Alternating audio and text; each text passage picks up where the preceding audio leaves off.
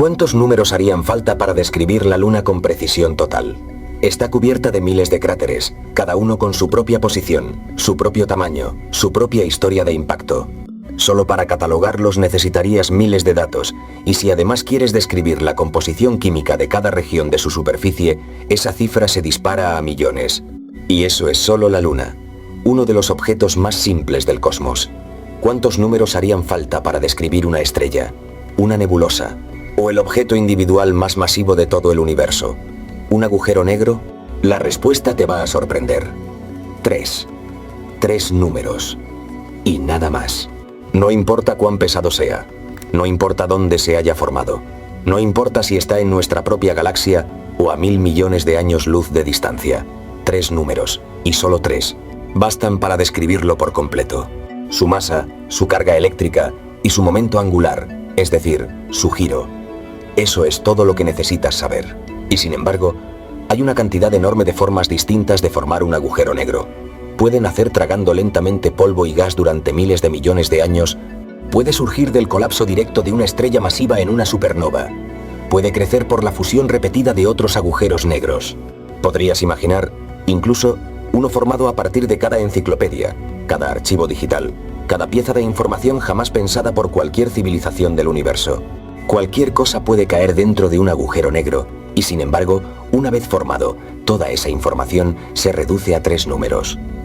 ¿Cómo se hizo? ¿Qué cayó dentro? Se vuelve casi irrelevante. Entonces, ¿a dónde va toda esa información? ¿La ha olvidado el agujero negro? ¿O sobrevive de alguna forma oculta? Vamos a entrar en uno de los misterios más profundos de la física moderna. En la década de 1780, un párroco inglés llamado John Michell tenía tiempo de sobra para pensar en el universo. Un siglo antes, Isaac Newton había sacudido el mundo científico con su teoría de la gravitación universal. Cualquier cosa con masa atrae a cualquier otra cosa, sin excepción.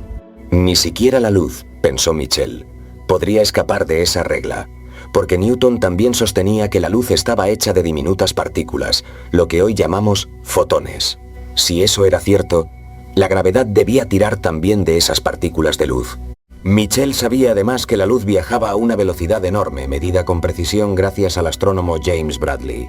Y sabía, de forma intuitiva, que cualquier objeto lanzado hacia arriba con suficiente velocidad podía escapar por completo de la gravedad de un planeta. Esa velocidad mínima se llama velocidad de escape. Para la Luna es de unos 2-4 kilómetros por segundo. Para la Tierra, unos 11-2. Para el Sol, alrededor de 617. Entonces Michell se preguntó algo brillante. ¿Qué pasaría con un cuerpo tan denso que su velocidad de escape superara la velocidad de la luz? En ese caso, ni siquiera la luz emitida desde su superficie podría escapar. El objeto sería gravitacionalmente masivo, pero completamente oscuro. Con el lenguaje de la física newtoniana, que más tarde sería reemplazada por la de Einstein, Michell acababa de describir, casi 2 siglos antes de que existiera el nombre, el primer agujero negro de la historia de la ciencia. Su idea se archivó como una curiosidad y permaneció olvidada durante 150 años, hasta que, en las trincheras de la Primera Guerra Mundial, el astrónomo alemán Karl Schwarzschild, buscando una vía de escape mental al horror que lo rodeaba, se puso a resolver las ecuaciones de la recién publicada teoría de la relatividad general de Einstein. Buscando la solución más simple posible, un campo gravitatorio esféricamente simétrico alrededor de una masa puntual, Schwarzschild encontró algo extraordinario. A cierta distancia crítica del centro de esa masa, la matemática mostraba términos que se disparaban hacia el infinito. Esa distancia se conoce hoy como el radio de Schwarzschild y marca el horizonte de sucesos, la frontera esférica de no retorno de un agujero negro. Ningún objeto puede moverse más rápido que la luz, así que nada que cruce esa frontera puede volver a salir jamás. Cualquier astronauta que la cruce se dirige, sin remedio, hacia el centro. La singularidad, donde la curvatura del espacio-tiempo se vuelve, formalmente, infinita. El radio de Schwarzschild de nuestro Sol es de apenas 3 kilómetros. El de la Tierra, menos de 1 centímetro. El de un ser humano sería miles de veces más pequeño que el núcleo de un átomo. Durante décadas, esta idea se consideró poco más que una curiosidad matemática, hasta que en los años 60 y 70 llegó el verdadero renacimiento de los agujeros negros, con Stephen Hawking como su rostro más célebre. Diagnosticado a los 21 años con una enfermedad degenerativa que en teoría le daba 18 meses de vida, Hawking terminó viviendo más que cualquier otro paciente conocido con esa condición, muriendo en 2018 a los 76 años como uno de los científicos más famosos del mundo. Junto al matemático Roger Penrose, demostró algo fundamental. Bajo condiciones bastante generales, cualquier colección de materia sometida a suficiente gravedad terminará colapsando en una singularidad rodeada por un agujero negro. No era una intuición, era una prueba matemática. Al mismo tiempo, los telescopios espaciales empezaban a observar el cielo en rayos X y encontraron algo desconcertante. Una fuente compacta y extraordinariamente brillante llamada Cygnus Juno.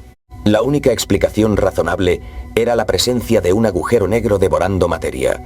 Desde entonces se han descubierto muchísimos más, posiblemente hasta 100 millones solo en nuestra galaxia, y en 2015 el observatorio LIGO detectó por primera vez las ondas gravitacionales de dos agujeros negros fusionándose. Ahora bien, volvamos a esa idea de que solo 3 números bastan para describirlos por completo. A esto se le llama el teorema de unicidad de los agujeros negros, resumido por el físico John Wheeler con una frase memorable: los agujeros negros no tienen pelo. Cualquier cosa que caiga dentro, sin importar su complejidad, termina reducida a masa, carga y spin. Nada más. Pero esto plantea una pregunta incómoda que conecta con una rama completamente distinta de la física: la termodinámica, la ciencia del calor, la temperatura y la entropía. Un gas en una habitación tiene temperatura y presión, 2 números, pero detrás de esos 2 números hay un número casi incontable de formas en que las moléculas individuales podrían estar moviéndose. Esa cantidad de configuraciones internas posibles es lo que llamamos entropía.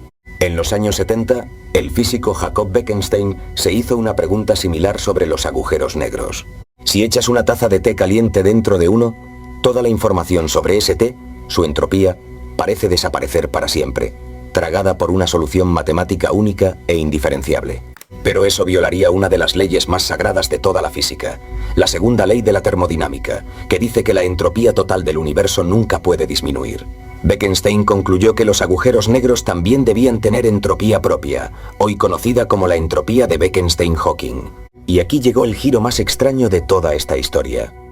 Si los agujeros negros tienen entropía, la termodinámica exige que también tengan temperatura.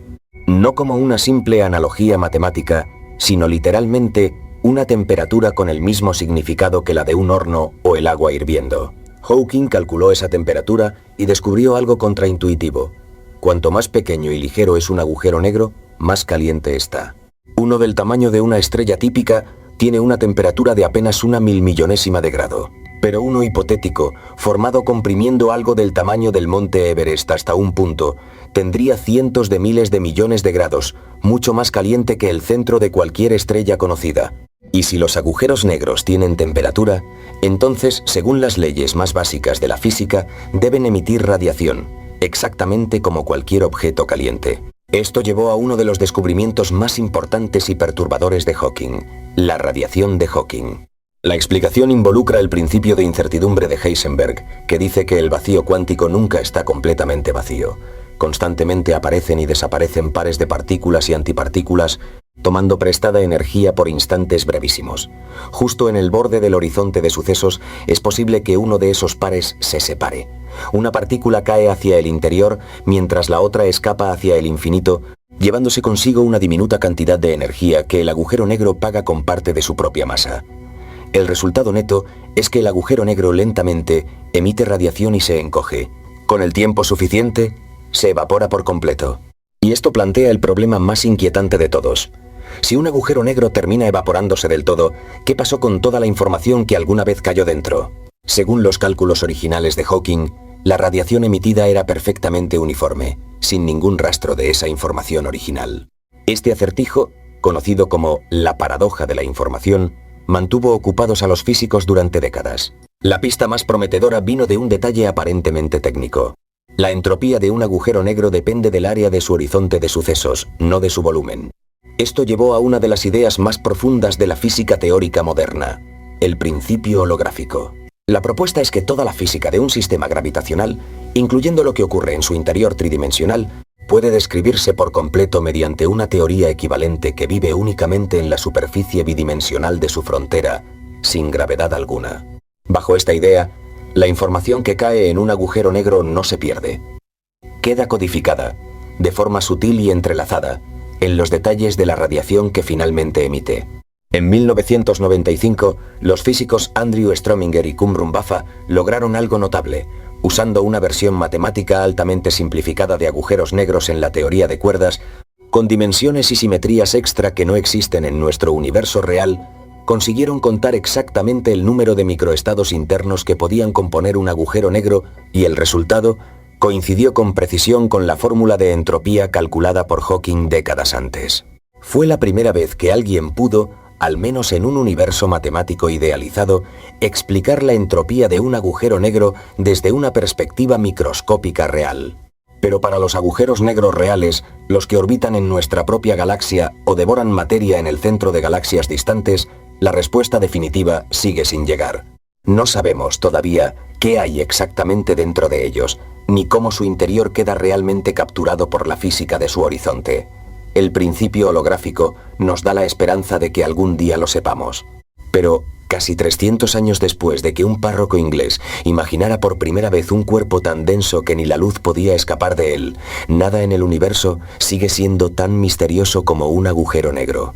Cuéntame en los comentarios qué parte de esta historia te dejó más pensando. Que solo 3 números describan algo tan complejo, que los agujeros negros tengan temperatura, o que la información podría estar escondida en la propia luz que emiten. Y si te fascina este tipo de misterios, suscríbete, porque en este canal seguimos explorando los rincones más extraños del cosmos.